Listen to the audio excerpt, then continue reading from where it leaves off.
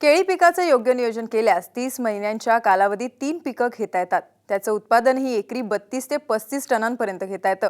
कोल्हापूर जिल्ह्यातील अंबप गावच्या प्रदीप साळोखे यांनी हे सिद्ध केलंय. गेली 10 वर्ष ते केळी पिकाची यशस्वी शेती करतात. त्यातून एकरी 3 लाख रुपयांचा निव्वळ नफाही त्यांना मिळतोय.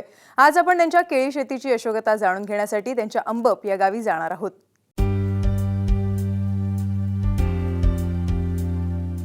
प्रदीप साळोखे यांची एकूण 25 एकर शेती असून ते गेली 16 वर्ष शेतीत काम करतात. घरची भरपूर शेतीत काम करण्याची आवड आणि कोरडवाहू शेतीला सिंचनाची सोय यामुळे त्यांनी आपली पशुधन पर्यवेक्षकाची नोकरी सोडून थेट शेती करण्यास सुरुवात केली. शेती करत असताना त्यांनी पारंपरिक पद्धतीवर भर न देता नवनवीन तंत्रज्ञानाच्या माध्यमातून शेती करण्यावर भर दिला. आपल्या शेतीत ऊस, सोयाबीन, केळी, भुईमूग, भाजीपाला यांसारखे विविध पिकं घेणाऱ्या साळोखे यांनी इक्रिसॅट तंत्रज्ञानाने भुईमुगाचं एकरी 33 क्विंटल इतकं विक्रमी उत्पादनही घेतलंय. शेतीमध्ये आल्यापासून मी नवीन तंत्रज्ञानातून शेती पिकवायचा प्रयत्न केलेला आहे. तर सुरुवातीपासून मी भुईमुग या पिकाचं पण विक्रमी उत्पादन घेतलेलं आहे.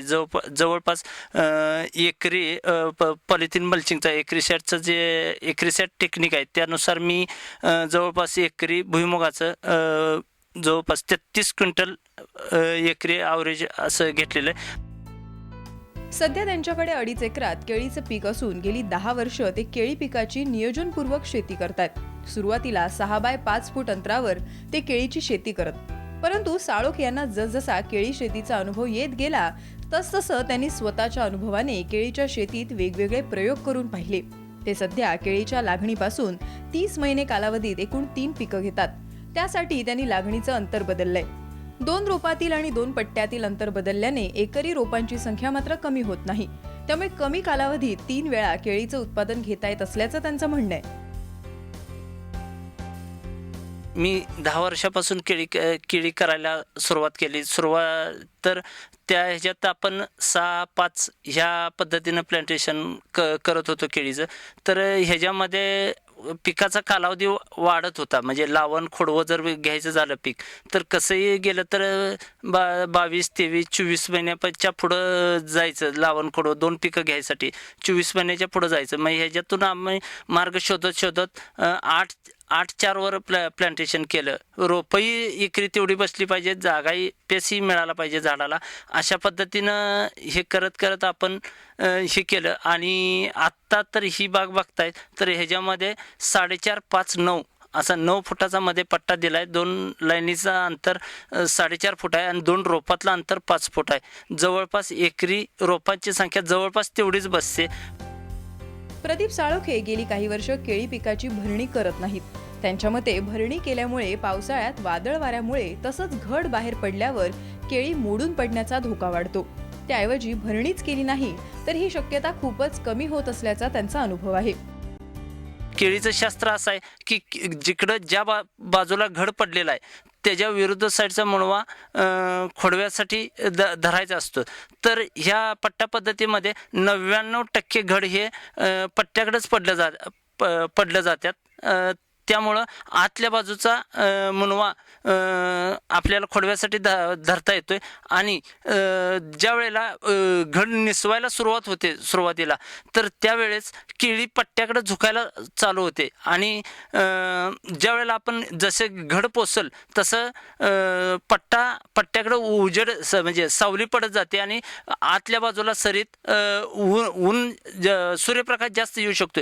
त्यामुळं तो मुनवा ज्या वेळेला केळी हार्वेस्ट करतो त्यावेळेला कमीत कमी 4 ते 5 फुटाचा मुनवा झालेला असतोय. तर आपण भरणी नाही केली तर ह्याच्यात झाड पडायचं प्रमाण 30 किलो जरी घड झाला तरी झाड पडत नाही. की 9 फुटाचा जो पट्टा आहे 9 फुटाच्या पुढं सुद्धा तिची मुळं झाडाची लांब गेलेली दिसली. त्यामुळं मुळाची आणि झाडाची पकड व्यवस्थित राहिल्यामुळं झाड पडायचं प्रमाण अगदी कमी आहे. एवढा मोठा जर परवा 1-2-3 वादळी वाऱ्याचा पाऊस झाला तर ह्याच्यामध्ये सुद्धा आपलं 1 ते 2% फक्त झाडं पडलेली दिसली.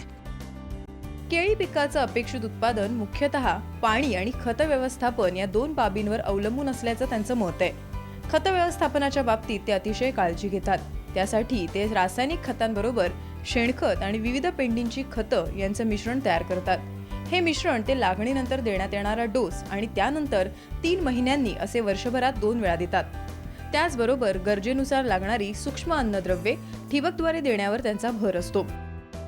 पाणी आणि खत नियोजन ह्या दोन्हीचं जर नियोजन व्यवस्थित झालं तर केळीमध्ये भरपूर फायदा होऊ शकतो, उत्पादन ज्यादा मिळू शकतं. तर ह्यात महत्त्वाचं काय माझं नियोजन असं असतं याच्यामध्ये की सुरुवातीला जे रासायनिक खताचा बेसल डोस वरून जे दिला जातोय सरळ खतामध्ये देतो. पण माझी एक अशी पद्धत आहे की थोडंसं शेणखत आणि लिंबोळी पेंट, करंजी पेंट, स्टेरेमॅल वगैरे जे असेल त्याच्यामध्ये आपण जो बेसल डोस आहे हा कमीत कमी एक 8 ते 10 दिवस चाकी मारून ठेवलं जाते. मिक्स करून चाकी मारून झाकून ठेवतो आणि त्यानंतर 10 दिवसानंतर वापरतो. आणि ह्या केळीच्या पूर्ण पिकाच्या वेळेस फक्त 2 वेळा आपण केळीच्या लागणीच्या सुरुवातीला एकदा जमिनीमधून खत देतो अशा पद्धतीनं आणि त्यानंतर 3ऱ्या महिन्यात एकदा अशा पद्धतीने खत देतो. त्यानंतर पूर्ण आपण ठिबकद्वारे विद्राव्य खताचा वापर आपण ड्रिपमधून करतो. प्रदीप साळोखे यांच्या मते केळी पिकाच्या लागणीसाठी एकरी 80,000 रुपयांपर्यंत खर्च करावा लागतो. यात रोपं, खतं, पाणी, औषधं, काढणी, मजुरी यांसारख्या विविध बाबींचा समावेश होतो. त्यांच्या मते एकरी इतका खर्च करत असताना त्यातून निघणारं उत्पन्नही त्या पद्धतीने निघावं लागतं. त्यासाठी योग्य वेळी लागण करणं गरजेचं असतं. जून महिन्यात लागण केलेल्या केळीपासून अधिक उत्पन्न निघत असल्याचा त्यांचा अनुभव आहे. साळोखे यांच्याकडे सध्या असलेल्या 2.5 एकर क्षेत्रातील केळीची काढणी त्या आठवड्यातून 2 वेळा करतात. 1 महिन्यापूर्वी काढणी सुरुवात झाली आहे. आतापर्यंत त्यांनी 22 टन मालाची विक्री केली असून सरासरी दर 10,000 रुपये इतका मिळालाय. त्यापासून त्यांना 2,20,000 रुपये मिळाले असून भविष्यात आणखी 70 ते 75 टन माल निघण्याची त्यांना अपेक्षा आहे. तर थोडं आपला माल गेलेला आहे तर ह्याचं सरासरी घडाचं 22 ते 23 किलोपर्यंत सुरुवातीला हे बसलेलं आहे.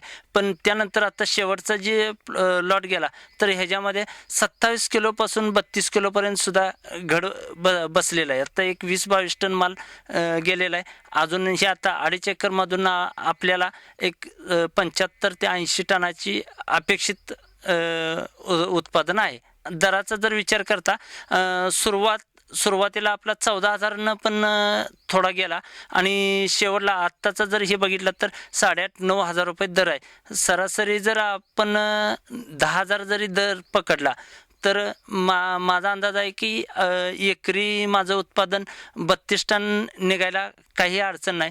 32 टनाचं जर कॅल्क्युलेशन केलं, हिशोब केला तर 10,000 रुपये धरलं तर 3,20,000 रुपये होतात आणि एकरी 80,000 रुपये जर खर्च सोडला तर बाकीचा निव्वळ नफा राहतो. एकूणच प्रदीप साळोखे यांनी केळी पिकाचं केलेलं नियोजन त्यांना आलेल्या अनुभवाच्या जोरावर केलंय. त्यामुळे त्यांना कमीत कमी कालावधीत जास्तीत जास्त नफा कमवण्याचं सूत्र सापडलंय. त्यांच्याप्रमाणेच इतर केळी उत्पादक शेतकऱ्यांनी स्वानुभवातून केळीची शेती करण्यावर भर दिला तर त्यांच्याही नफ्यात चांगली वाढ होणार आहे. राजेंद्र हंकारेसह ब्युरो रिपोर्ट, साम टीव्ही, कोल्हापूर.